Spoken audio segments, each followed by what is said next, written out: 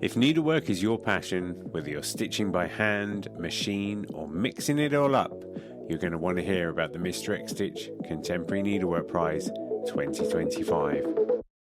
This prize celebrates the best in modern stitch, and it's open to creatives from all around the world, whether you're a student or an emerging artist or a seasoned professional. And the best part, you don't have to send your work anywhere. Just upload high-resolution images to a private folder we will send you after you enter.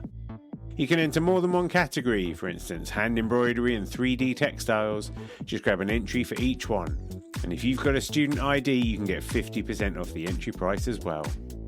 The deadline for entering is 30th of June 2025, and entries are now open at xstitchmag.com/prize-entry. Thanks to our brilliant sponsors, Bookmarked Hub by Search Press and David and Charles, and the legends at Lowry Workstands. If you've got the stitch bug, this is your time. Show us what you've got. Enter the prize now. Visit xstitchmag.com/prize-entry to get your ticket today.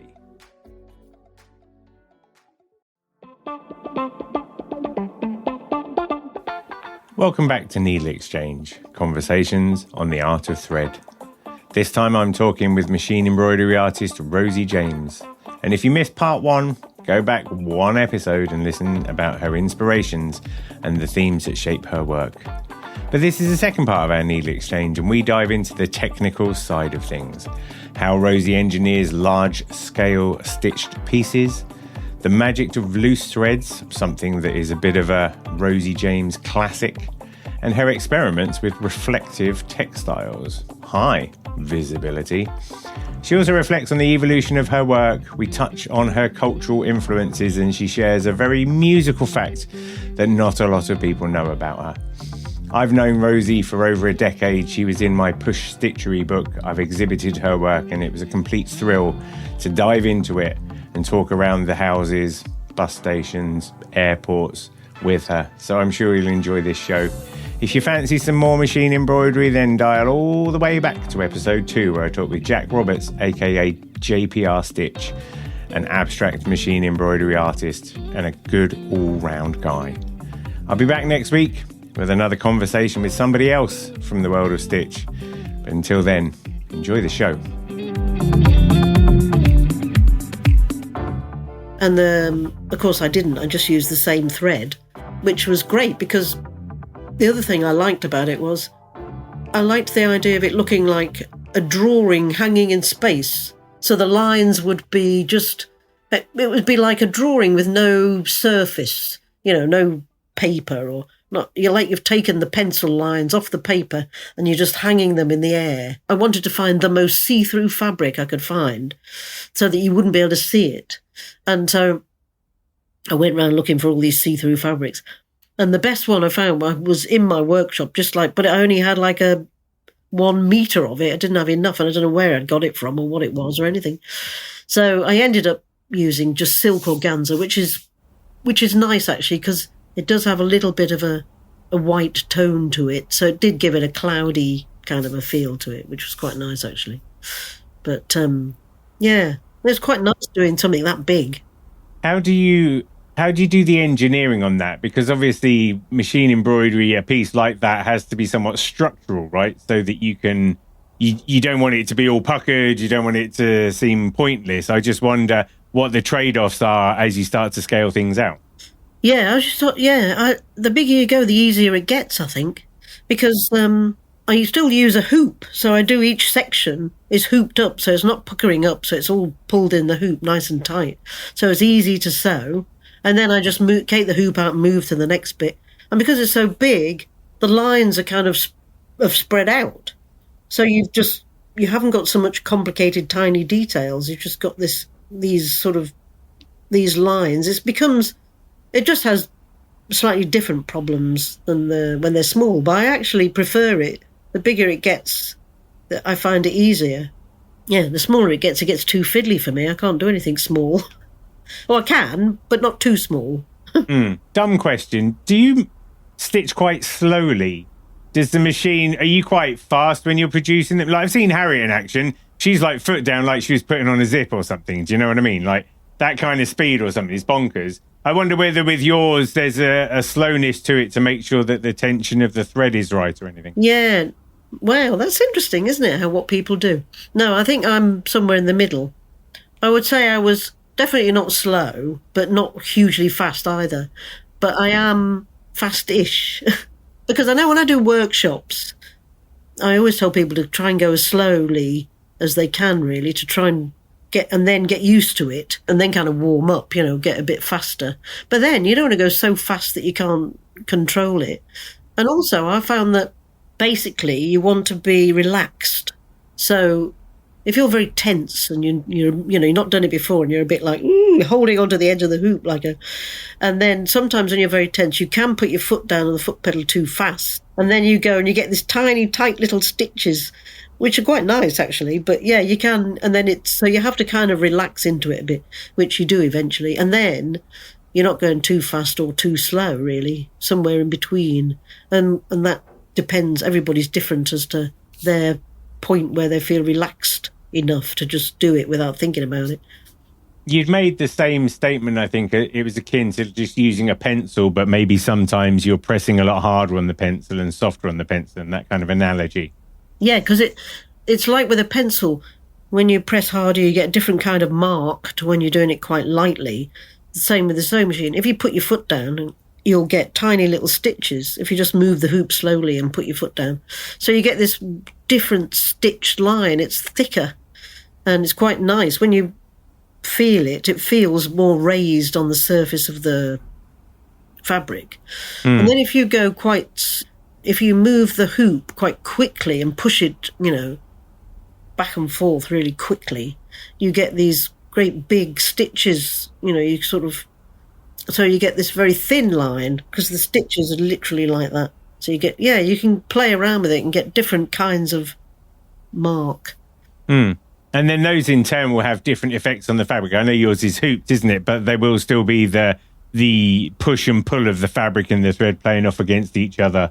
Yeah, exactly. Yeah, I always use the hoop because I found it easier to control. When I'm doing those kind of drawings of figures or whatever, if I want to get a really kind of detailed drawing of it, then I like to have control of the hoop because then I can really get in there and do it.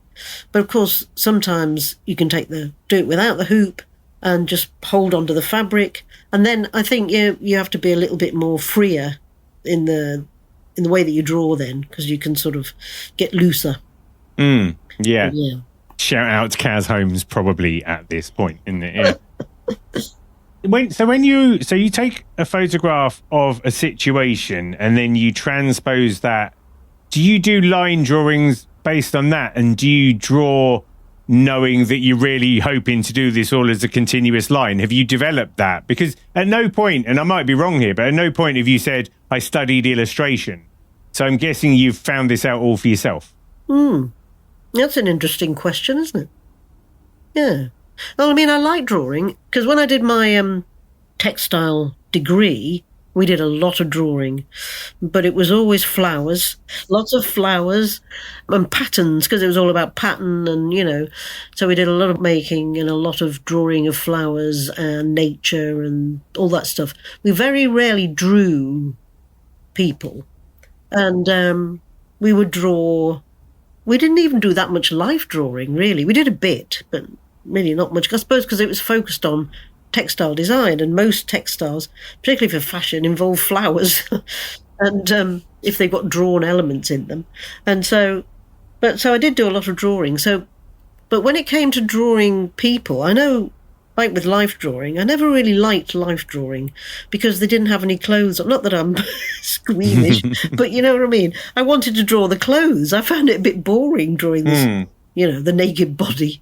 I'd be like, And then when I was teaching fashion and textiles, I used to love teaching the figure drawing with the fashion students because then we could pile on a load of clothes and they would have to draw them And what we used to do was we would start the model off with loads of clothes on and then draw them. And then she'd take something off and then we'd draw that. And so we'd keep going until they'd eventually be doing life drawing, a mixture of both. And that kind of thing I used to like doing myself.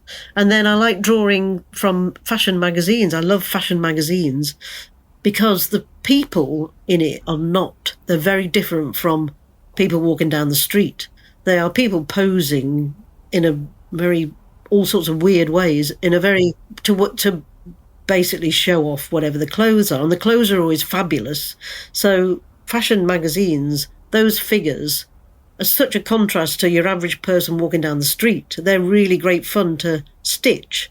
And I usually, when I do workshops, I get people to draw from photographs in fashion magazines, because it's a good place to practice. So you can start with that. And then if you want to go on then and take your own photographs and work from your own photographs. Oh, yeah, so drawing figures. So then basically, so I am used to drawing figures in that sense.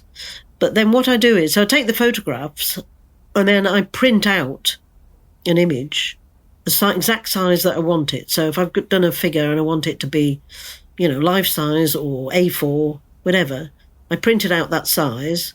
Oh, yeah, then I trace it. So I'm basically tracing that figure.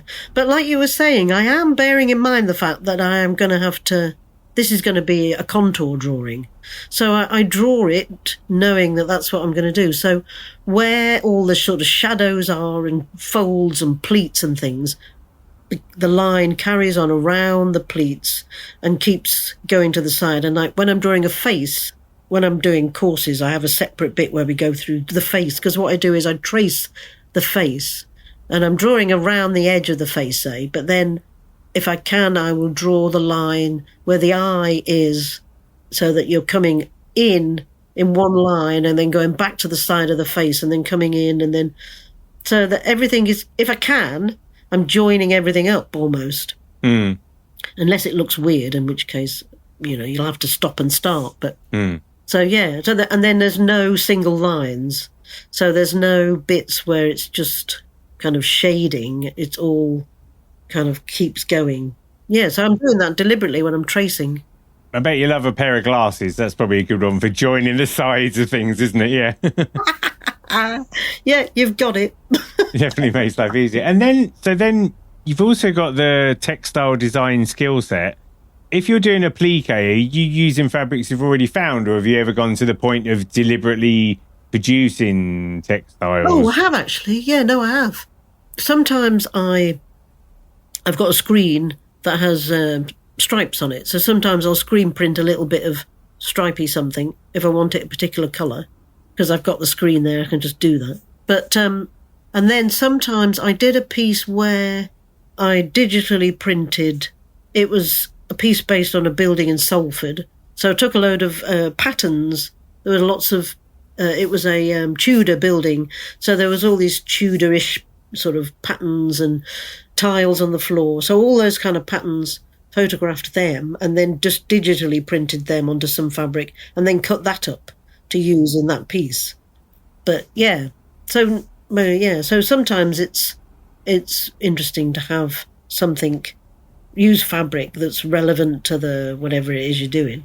But mostly I just use whatever I've got.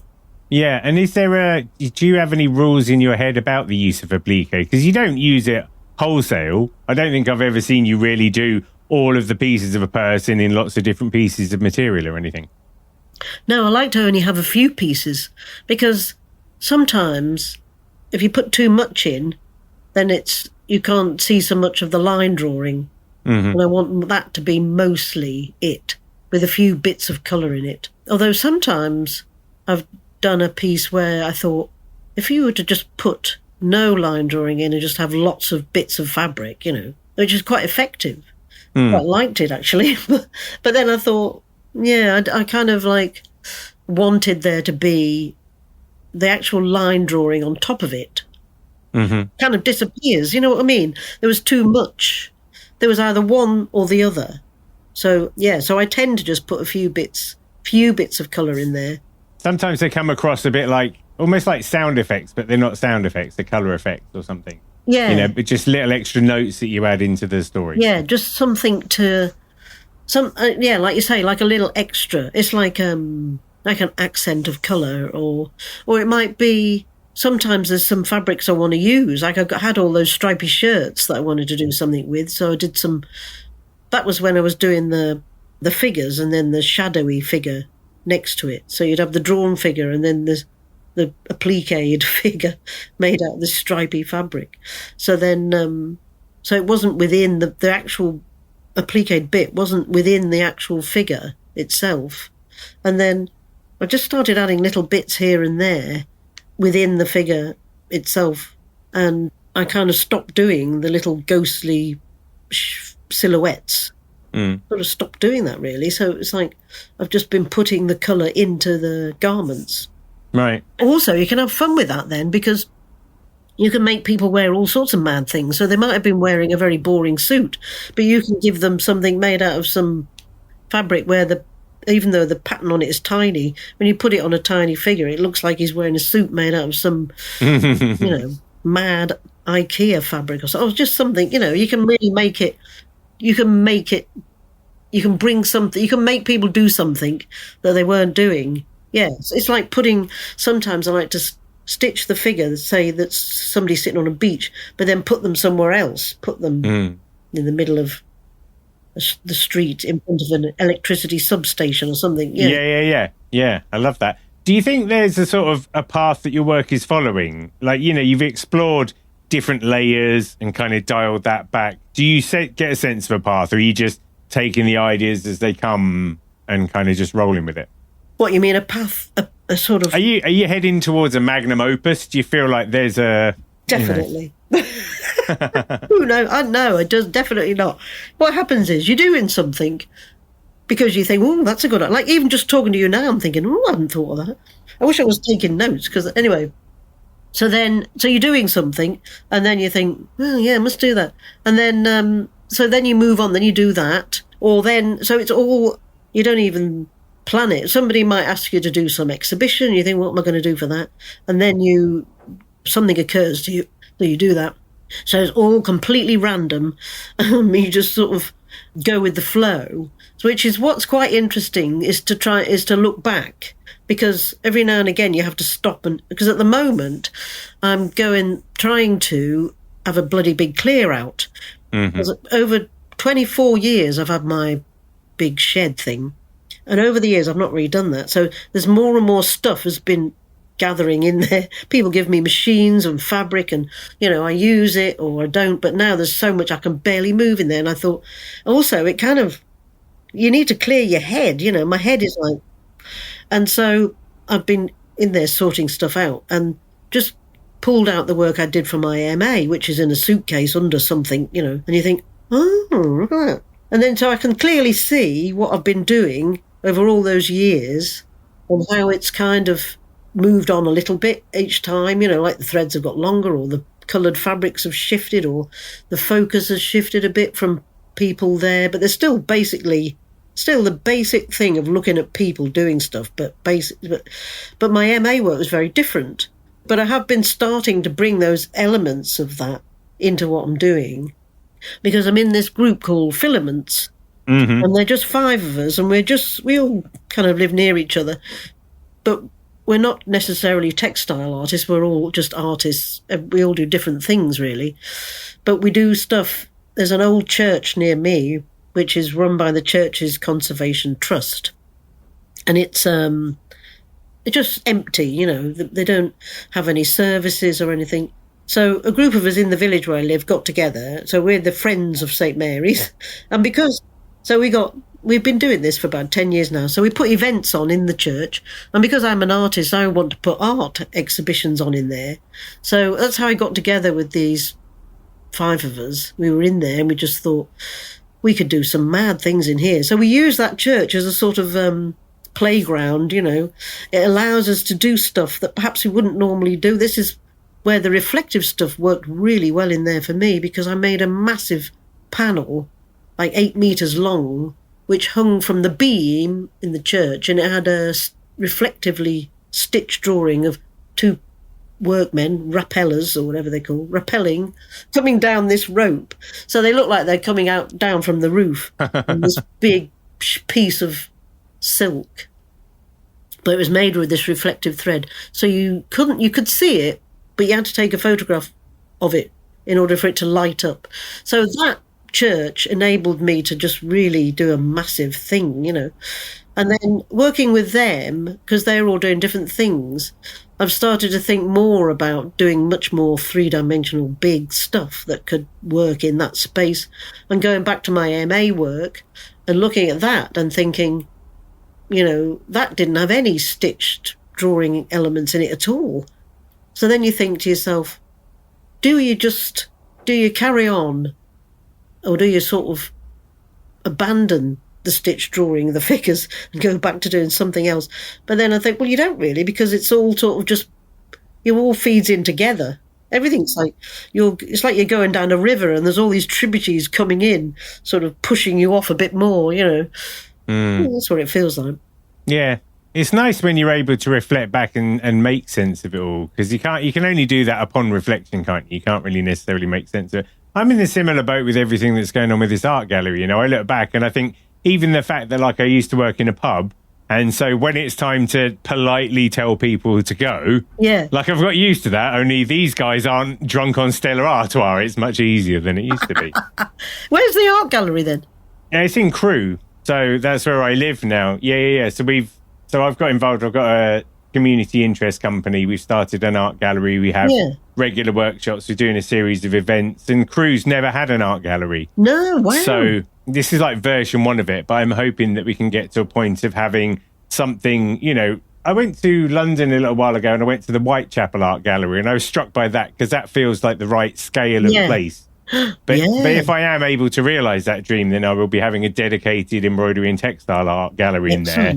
So watch out is all I'm saying. Wow, that's amazing. Fantastic. But it's one of those things, like I say, where me doing this now is very much a reflection of the experiences that I've had and the things that I've done, because I've never really been an artist. I've always ended up being this kind of curator, ambassador. You know, I've exhibited your work, you know, I've done all of that sort of stuff. Yeah. This is now looking back, the tributaries are all coming together in that respect. Yes, exactly. It's quite similar. Yeah.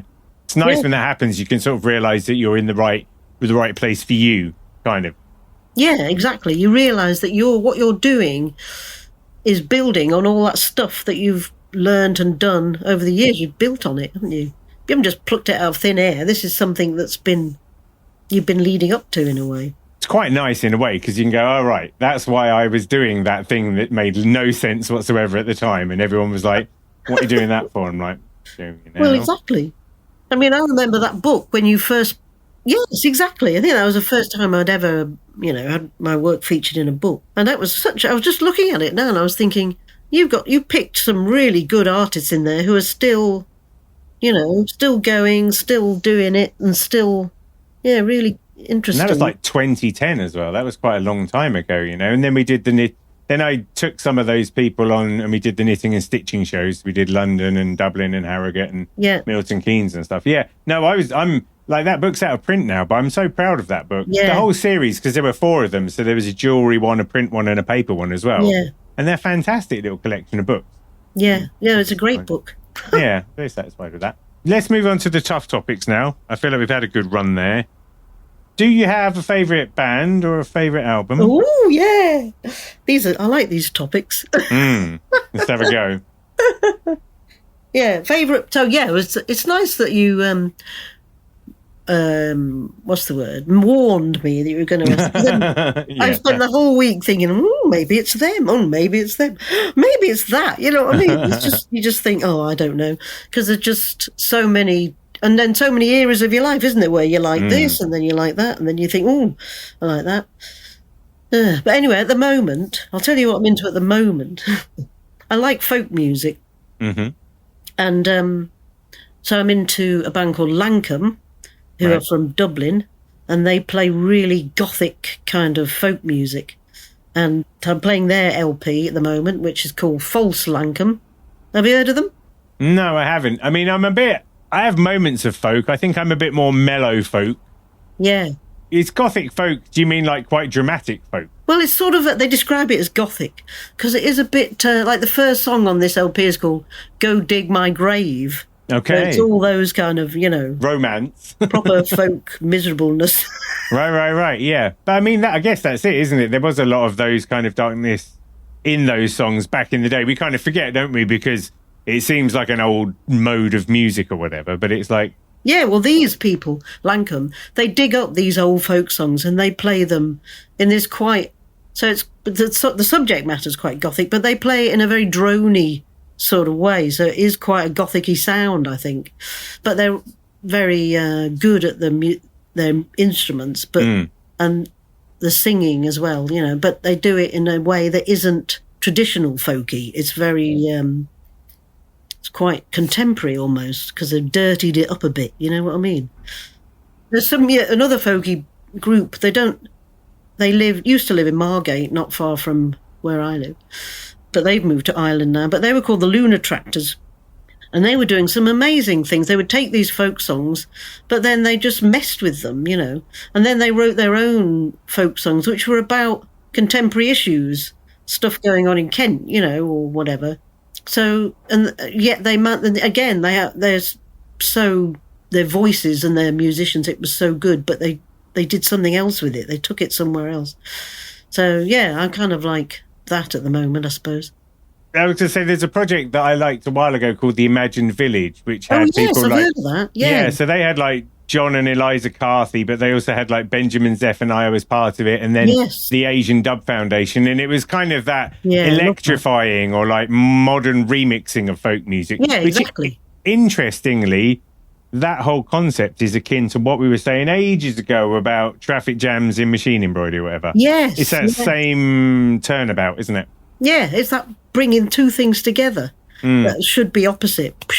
Yeah, and then it becomes something exciting. But one of my favourite singers at the moment is this woman called Seamat, and she's Irish, and she wants to be a country singer, I think. I think she describes herself as a country singer. But what I like about her is she's just completely... she's got a great voice, but she's her own person, She doesn't give a shit about, looking a certain way or behaving a certain way. She just kind of like... doesn't care, but she belts it out, and she's just... All her songs are she's written them herself, and she does one with John Grant. Mm-hmm. And he sings with her, and the two of them together, it's really good. I think she's really interesting. That kind of young person who's kind of not just appearing to just go for it without, trying to pander to any sort of music standards or whatever it is. When they come along, funnily enough, the singer Sia, who became quite a well-known global musician, I had one of her albums called, what is it? Oh, no, I knew I'd forget the name of it now. What was her name again? Sia, S-I-A. So she did a lot of... Sia, yeah. So, but some of her early stuff, she did songs about, like, one was called Drink to Get Drunk, and another one was like, I'm Not Important to You. Like, she was singer-songwriting her stuff in her own voice long before she kind of blew up or whatever. Yeah, I appreciate that. I love that one. Yeah. Do you listen to music while you're working? Oh, yeah. Well, it depends what I'm doing, I suppose. If I'm just doing something where I'm not having to think about anything, then I put CDs on. I've got no internet in my shed, so I've just got a load of CDs. And, so I play them. I like the Arctic Monkeys as well. I was having an Arctic Monkeys phase last week and playing all their stuff. How do you feel about the newer stuff? This is my wife. My wife's well into the Arctic Monkeys, and obviously the transition between AM and Tranquility Base was quite a big one. Oh, yeah. Oh, I love the new stuff. I love that Tranquility Base Hotel. Because I sort of, I came into them a bit late, really. I had that very first LP, and then I didn't get into them much. And then I got that Tranquility Base Hotel, and I really liked it. And then, I don't know why, I suddenly realised they had all these other stuff I'd missed out on. So then I was like, oh! So, yeah. So I really like it. But the new on the car... Don't like that so much as that Tranquility Base Hotel, but I still like it. What I found actually is the car's quite good to listen to in the car, whether that's deliberate or not, but it works out quite well as a travel album. Yeah. Films or TV? What are your favourites? Films. Yeah, I love films. We have a film society in Maidstone, not far again from where I live, so I go to that. And because most of the films on the cinema are a bit too shit. Some of them are okay. But so I watched... So my favourite film, though, I was thinking about that, and I've decided that my favourite film is The Wizard of Oz. Okay. Because, well, it was between that and Tarkovsky film called Stalker. I mean, they're both,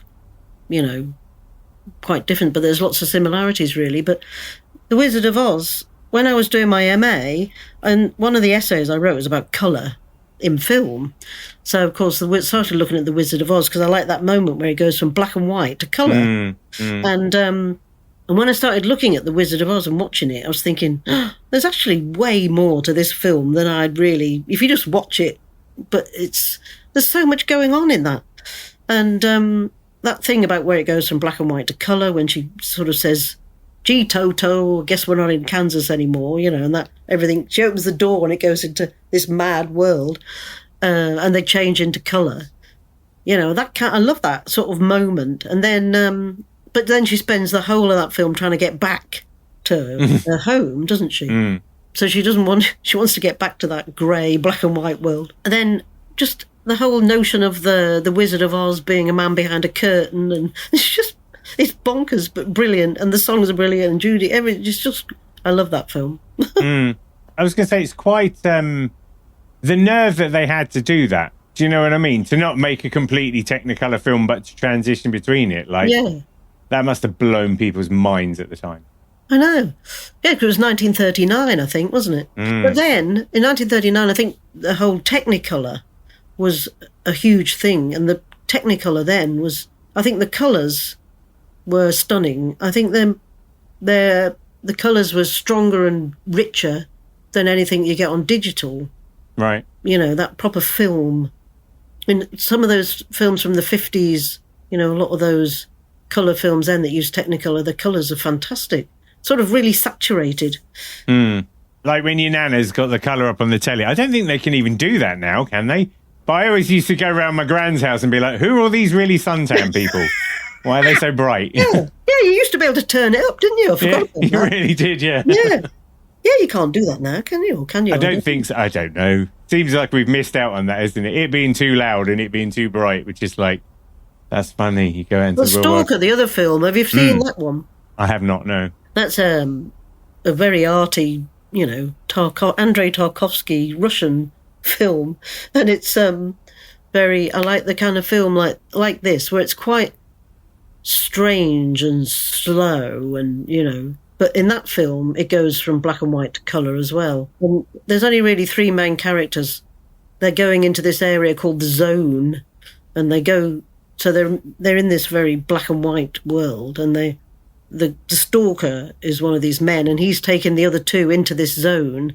To get to the zone, they have to sort of go through this bleak, industrial-looking landscape, and then they get on a sort of little truck thing that goes along a railway line, and they're sitting on this truck, and there's this very long, slow shot of them just sitting there, their faces, looking around, and it seems to go on and on, and then eventually it just turns colour, and you sort of almost don't notice. It's not like Dorothy opening the door, and it's sort of, and then they're in this zone then, and then all these weird things happen, and but it's one of those films again that you can watch again and again. You just think, what's that? There's all these. Yeah, it's brilliant. I like it. I like a film where you get a bit uncomfortable with the length of time something happens. I think it's called The Lobster. There was a film a while ago that had Olivia Colman in it, and that, like, the end doesn't end when you think it's going to end. It's almost like the scene should end, but then I might be wrong about the specifics, but it's almost like the people are just there, just waiting, and waiting and waiting and waiting and waiting, and then the film ends or something. Like they just string it out. You're like, yeah. And uncomfortable. I like that. Good books.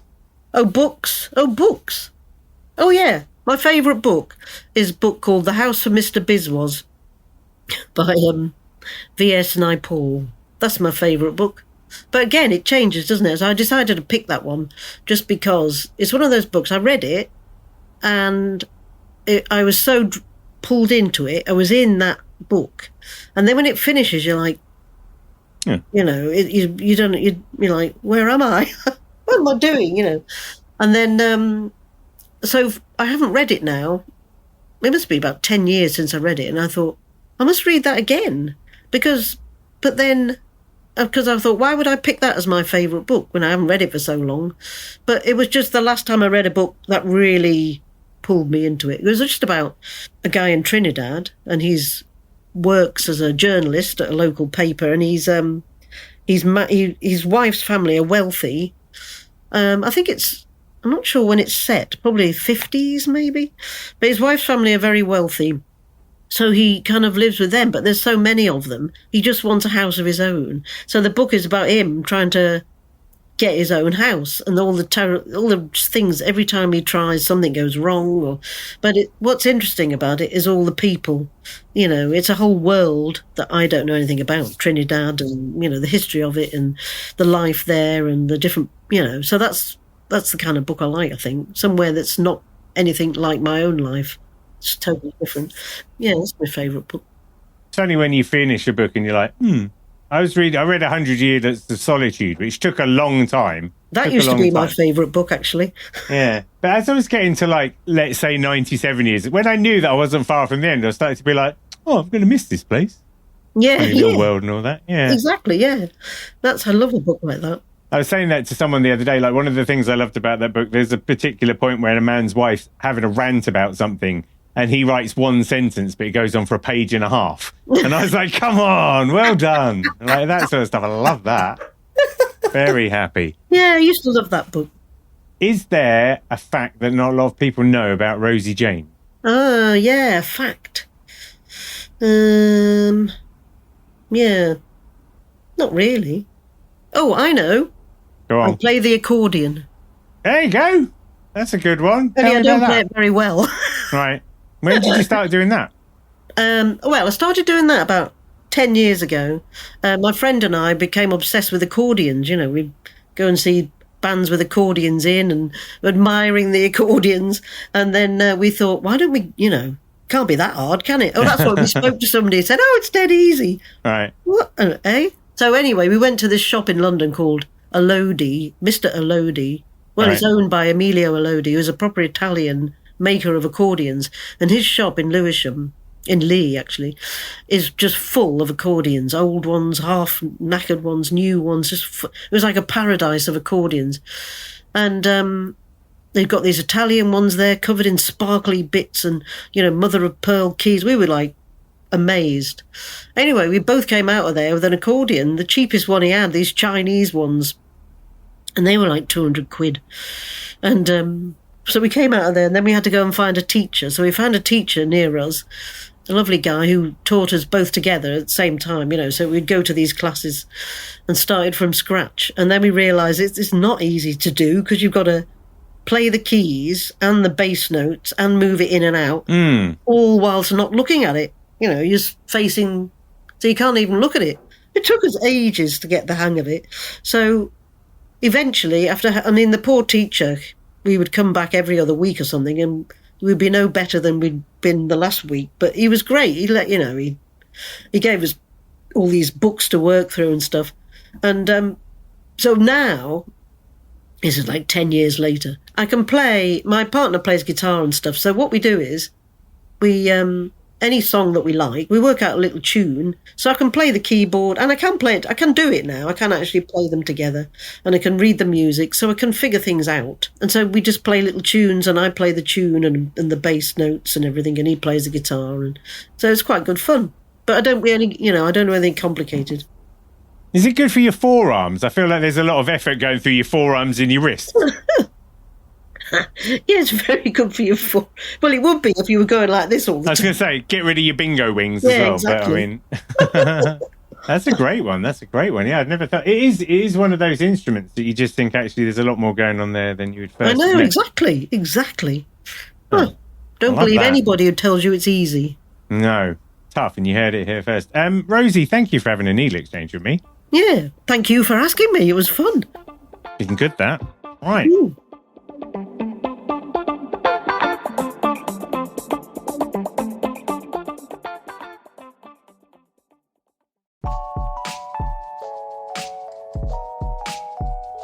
Thanks for joining me on another Needle Exchange. I hope you enjoyed the show. I'd love to hear from you, so feel free to email hello@needle.exchange, that's NEEDL.exchange, with any thoughts, comments or feedback. And if you want to keep up with all the news, sign up to the Needle Exchange mailing list at bit.ly/Needle Exchange. See you next time.